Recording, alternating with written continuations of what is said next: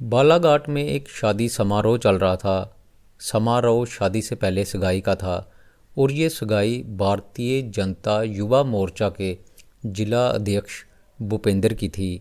समागम बड़े ज़ोरों शोरों से चल रहा था, म्यूज़िक लगा हुआ था और सभी यार दोस्त रिश्तेदार सगाई के मौके पर पहुँचे हुए थे।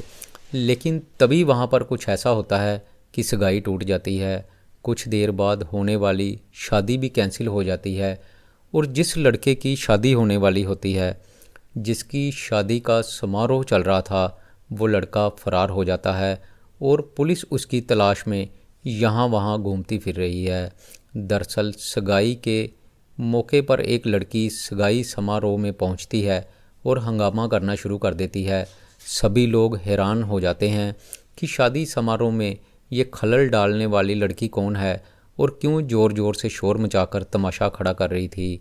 इसी बीच वो लड़की भूपेंद्र पर रेप के आरोप लगाती है और पुलिस को बुला लेती है और उसके बाद भूपेंद्र के खिलाफ रेप, धमकी देने और उसको अपमानित करने का केस दर्ज करवाती है। शादी टूट जाती है, सगाई टूट जाती है, शादी कैंसिल हो जाती है। वो लड़की कौन थी, उस लड़के के साथ उस लड़की का क्या रिश्ता था, दोस्तों मैं सिलसिलेवार तरीके से आपको सारी कहानी सुनाऊंगा। लेकिन उससे पहले एक छोटी सी रिक्वेस्ट है, अगर आप चैनल पर नए हैं तो चैनल को सब्सक्राइब कर दीजिए और वीडियो को लाइक कर दीजिए। तो चलिए दोस्तों, कहानी की तरफ आगे बढ़ते हैं। सोमवार का दिन था, भूपेंद्र की शादी होने वाली थी। आरोपी युवक भूपेंद्र सगाई की पूरी तैयारी कर रहा था। शादी जो है वो 17 नवंबर को फिक्स की गई थी। समारोह बड़े धूमधाम से चल रहा था। अचानक एक लड़की जो कि अपने आप को भूपेंद्र की प्रेमिका बता रही थी, वहाँ पर पहुँच जाती है, पुलिस को बुला लेती है और उसके बाद वो पुलिस स्टेशन जाकर उस आरोपित लड़के के खिलाफ शिकायत दर्ज करवाती है। ये लड़की सरकारी टीचर होती है। जैसे ही भूपेंद्र के खिलाफ केस दर्ज होता है, उसको पकड़ने के लिए पुलिस भूपेंद्र के घर जाती है। भूपेंद्र को पता चल चुका था कि पुलिस वाले उसको गिरफ्तार करने के लिए आए हुए हैं और वो मौके से फ़रार हो जाता है। लड़की जिसने भूपेंद्र पर आरोप लगाए थे, उसका मेडिकल करवाया जाता है और मेडिकल की रिपोर्ट जो है वो अभी आना बाकी है। आगे का जो मामला है वो मेडिकल रिपोर्ट आने के बाद ही साफ़ हो पाएगा। दरअसल ये मामला 2008 से चल रहा था। कथित प्रेमिका मिडिल स्कूल में सरकारी टीचर है। साल 2008 में भूपेंद्र प्राइवेट बीएड कॉलेज में पढ़ता था। इसी कॉलेज में उसकी लड़की के साथ जान पहचान होती है। दोनों के बीच गहरी दोस्ती हो जाती है।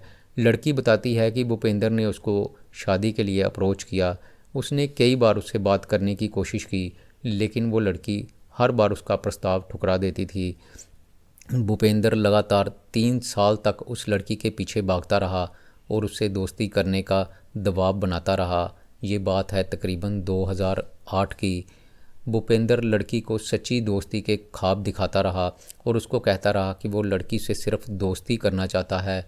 लड़की को लगने लगता है कि शायद भूपेंद्र अच्छा इंसान है, क्योंकि वो लगातार 3 साल से उस लड़की के पीछे पड़ा हुआ था और हर तरह से उस लड़की को अपनी अच्छाइयाँ गिना रहा था। 2012 को लड़की भूपेंद्र के प्रपोज़ल को स्वीकार कर लेती है, लेकिन लड़की भूपेंद्र को कहती है कि मैं तुमसे दोस्ती तभी करूँगी अगर तुम मुझसे शादी करने का वादा करो।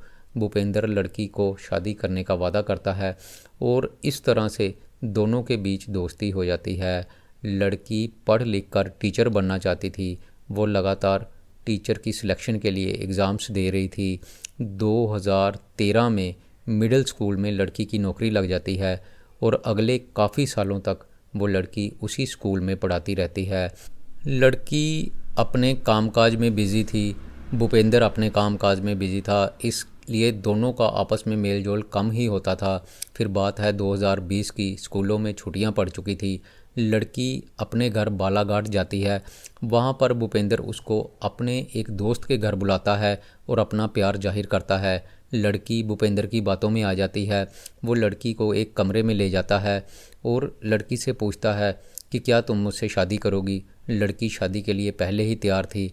भूपेंद्र उसको बर्थडे पार्टी देने का बहाना लगाता है और वहाँ पर शादी का वादा करता है और अपनी बातों में लगाकर वो लड़की से शारीरिक संबंध बनाता है। उसके कुछ दिनों के बाद लड़की के स्कूल लग जाते हैं और वो वहाँ पर पढ़ाने के लिए चली जाती है। लड़की अक्सर छुट्टियों में बालाघाट आती रहती थी।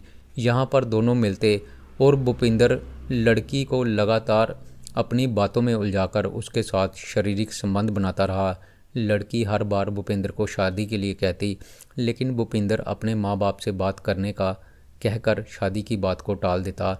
लड़की अपना सब कुछ भूपिंदर को सौंप चुकी थी।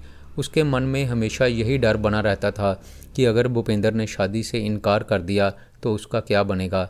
लेकिन भूपेंद्र बहुत ही शातिर किस्म का इंसान था। वो लड़की को शादी का झांसा देकर लगातार उसका शारीरिक शोषण कर रहा था। 2016 की बात है। लड़की एक दिन भूपेंद्र के साथ डेट पर गई हुई थी। भूपेंद्र कुछ देर के लिए वॉशरूम जाता है, लेकिन इस दौरान वो अपना मोबाइल टेबल पर ही छोड़ जाता है। तभी वहाँ पर भूपेंद्र के फ़ोन की रिंग बजती है। भूपेंद्र की प्रेमिका जो होती है वो फ़ोन को उठाती है तो दूसरी तरफ से एक लड़की की आवाज़ सुनाई देती है। भूपेंद्र की प्रेमिका लड़की की आवाज़ सुनकर हैरान हो जाती है और उसको पूछती है कि तुम कौन हो और तुमने फ़ोन क्यों किया। तो वो लड़की बताती है कि वो भूपेंद्र से प्यार करती है और किसी काम के कारण उसने भूपेंद्र को फ़ोन किया था। अब भूपेंद्र की प्रेमिका को उस लड़की के बारे में सब कुछ पता चल चुका था। उसको पता चल चुका था कि भूपेंद्र उसको लगातार डबल क्रॉस कर रहा था। उसका बाहर किसी और लड़की के साथ भी अफेयर था। जब वो लड़की भूपेंद्र से इस बारे में पूछती है तो भूपेंद्र उससे बात करना ही बंद कर देता है। उसके बाद साल 2017 में उस लड़की की बालाघाट ज़िले में ट्रांसफ़र हो जाती है। भूपेंद्र भी यहीं का रहने वाला था। अब दोनों के बीच अक्सर मुलाकात होती रहती।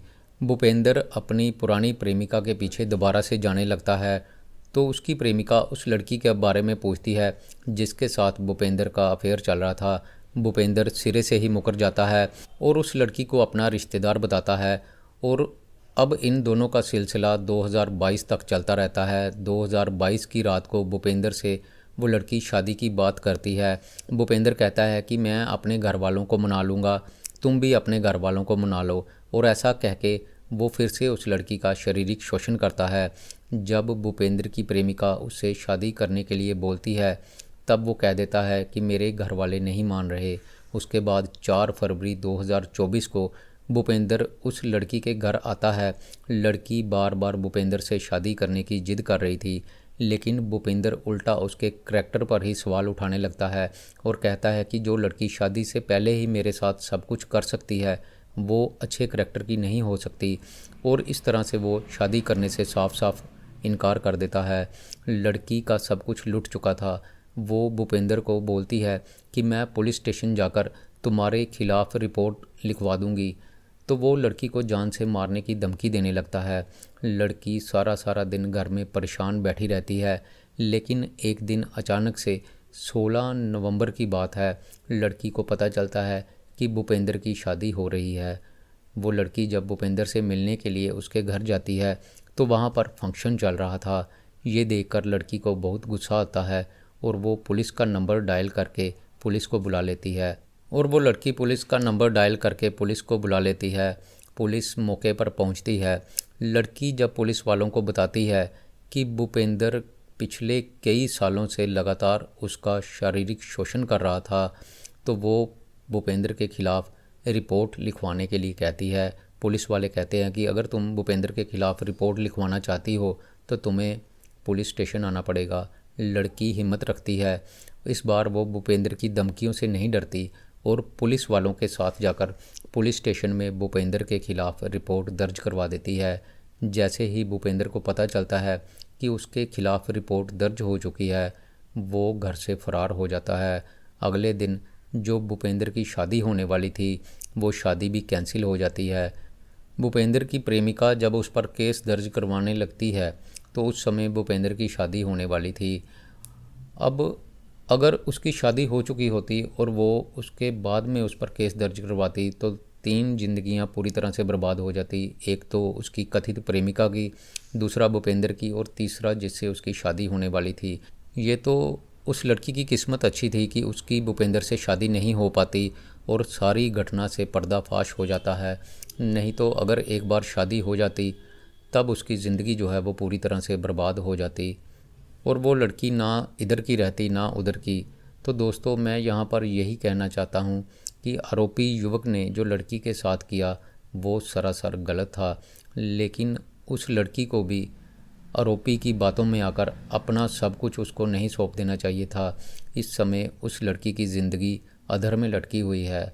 भूपेंद्र पर केस तो उसने दर्ज करवा दिया है, लेकिन भूपेंद्र जो है वो फ़रार हो चुका है।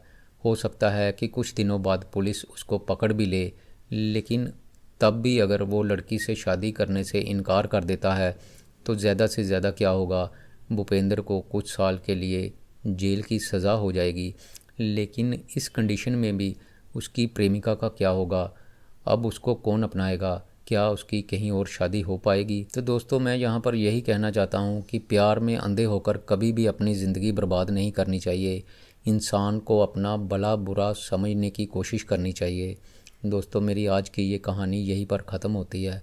मैं फिर आऊँगा आपके लिए एक नई कहानी लेकर। तब तक के लिए नमस्कार, शुक्रिया।